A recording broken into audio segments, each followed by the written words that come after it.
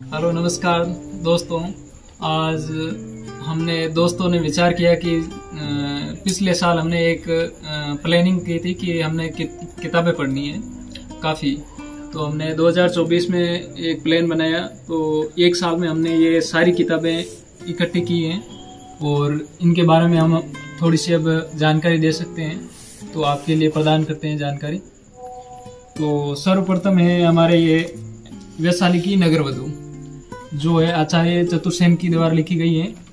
इसमें मतलब बताए गए हैं कि जो पिछले समय में जो स्त्रियां थी उनकी दशा किस तरह से थी, उनकी मतलब पढ़ाई और जो भी पीछे जो भी हमारे बारे में सीखने को मिलती है कि स्त्रियां की हालत कैसे थी और किस तरह से रहती थी, उसके बारे में आचार्य चतुर्सेन ने बताया गया है। और ये काफ़ी बहुत ही मेरे को अच्छी लगी। आप कभी टाइम या मौका मिले तो इसके बारे में जानने की कोशिश कीजिए। और दूसरी ये हमारे गोदान, जो मुंशी प्रेमचंद के द्वारा लिखी गई है। ये गोदान मेरे को बहुत अच्छी लगी क्योंकि इसके में पुराने मतलब टाइम पे जो गाँव में किस तरह के किसान रहते थे उसके बारे में बताया गया है। उनकी हालत कैसी थी, कि ऋण वगैरह कैसे देते थे, जमींदार लोग कैसे होते थे। काफ़ी इसमें इंटरेस्टिंग जानकारी दी हुई है, तो आप इसके बारे में भी पढ़ सकते हैं। और तीसरी जो किताबें मैंने मंगवाई ये है सोफी का संसार, जो लिखी हुई है जोस्टन गार्डन, जो एक विदेशी यानी कि आप बाहर से कह सकते हो जो लेखक था। तो इसके बारे में हमने काफ़ी यूट्यूब पे भी देखा था, तो पता चला कि काफ़ी अच्छी किताब, फिलोसॉफी की काफ़ी अच्छी किताब है। तो इसके बारे में बताया गया है कि जो छोटे बच्ची है उसको ये कोई जोस्टन गार्डन नाम का कोई लेखक है, वो किताबें देता है। तो ये है सोफी का संसार। इसके बारे में हमने जानकारी यूट्यूब से प्राप्त की थी। तो हमने इसके लेखक है जोस्टिन गार्डन, जो विदेशी लेखक है। इसके बारे में हमें पता चलता है कि फिलोसोफर के बारे में पता चलता है कि हमारी ज़िंदगी क्या है क्या नहीं है। जो एक छोटी सी बच्ची थी उसके बारे में उसके थ्रू ये जानकारी दी गई है। तो आप मौका मिले तो कभी इसके बारे में पढ़ना। ये फिलोसोफर के लिए बहुत बेस्ट बुक है। और अगली बात करें तो हम अगली लेते हैं गुनाहों का देवता, जो लिखी हुई है धर्मवीर भारती के द्वारा।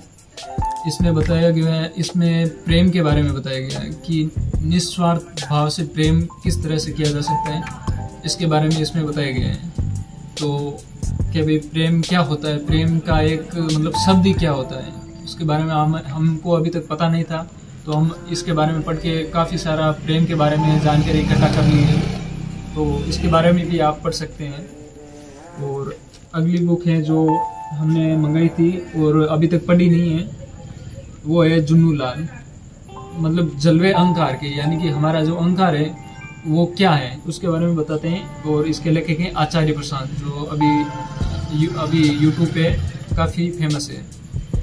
तो अगली लेते हैं हम महात्मा गांधी की ऑटोबायोग्राफी, जो महात्मा गांधी के पूरे जीवन के बारे में बताती है कि उन्होंने किस तरह से संघर्ष किया, किस तरह से अपनी परेशानियां मतलब हल करते गए। तो इसके बारे में महात्मा गांधी के बारे में पूरा बताए गए हैं। और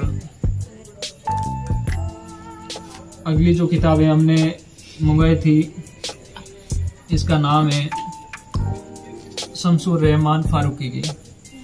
इसका लेखक है शमसुर रहमान फारूकी, जो कई चांद थे सरे आसमां। इसके बारे में हमें अभी जानकारी नहीं है क्योंकि मैंने अभी पढ़ी नहीं है, तो आप सर्च करके देख सकते हैं इसके बारे में। और अगली जो किताब है हमारी राग दरबारी, जो लिखी गई है श्रीलाल शुक्ल के द्वारा। और इसके बारे में मतलब पिछले हमारे जो गाँव के दशा थी उसके बारे में दर्शाया गया है, तो आप इसके बारे में पढ़ सकते हैं।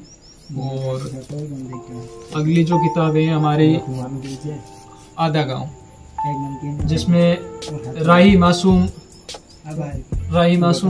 रजा के द्वारा लिखी गई है। और इसमें मतलब हमने मंगाई थी, मतलब हमारा दोस्त था एक, तो उसने कहा काफ़ी अच्छी है। पर इसमें काफ़ी उर्दू के शब्द ज़्यादा है तो थोड़ी पढ़ने में दिक्कत आएगी, पर लगता है कि बीच में आप पढ़ोगे तो अच्छा लगेगा आपको। ठीक है, तो आप ये सजेस्ट करता हूँ कि आप ये पढ़ सकते हैं। और अगली है हमारे जो मंगाई हुई है वो है 84, जो इसके बारे में मेरे को अभी जानकारी नहीं है, पर आप शायद देख सकते हो कि आप YouTube वगैरह पे सर्च करके देख सकते हो कि 84 के बारे में क्या कहानी है। और अगली है हमारे यहाँ पे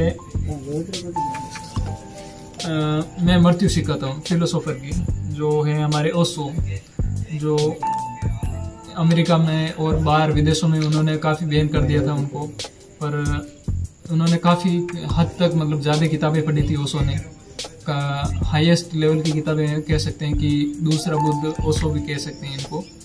तो आप सजेस्ट करूँगा कि मैं मृत्यु सिखाता हूँ, और काफ़ी किताबें आप पढ़ सकते हैं इनके बारे में। और अगली किताब है हमारे वैष्णव की फिसलन, जो है हरिशंकर परसाई की।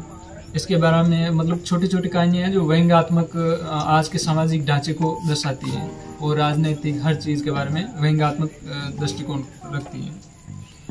और अगली जो किताब है हमारी वो है रात का रिपोर्टर, जो लिखी गई है निर्मल वर्मा के द्वारा। तो इसके बारे में मैंने अभी पढ़ी नहीं है, तो आप देख सकते हैं और जानकारी इकट्ठा कर सकते हैं।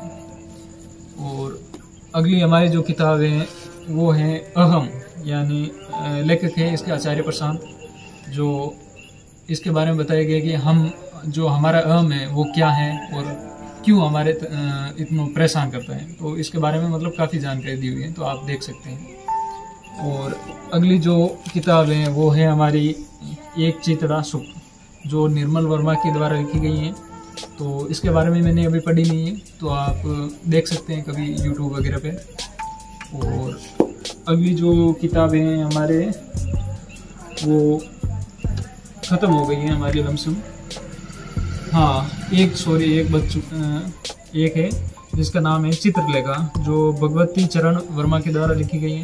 इसके बारे में भी मैं अभी पढ़ा नहीं हूँ, तो पढ़ के कभी और आपको बता सकता हूँ। तो आप सर्च कर सकते हैं YouTube वगैरह पे, गूगल पे। ओके, तो यही है दोस्तों हमारे एक साल की मतलब मेहनत और हमारी लगन और दोस्तों के द्वारा जो हौसला दिया गया था, तो ये कंप्लीट कर सके हैं।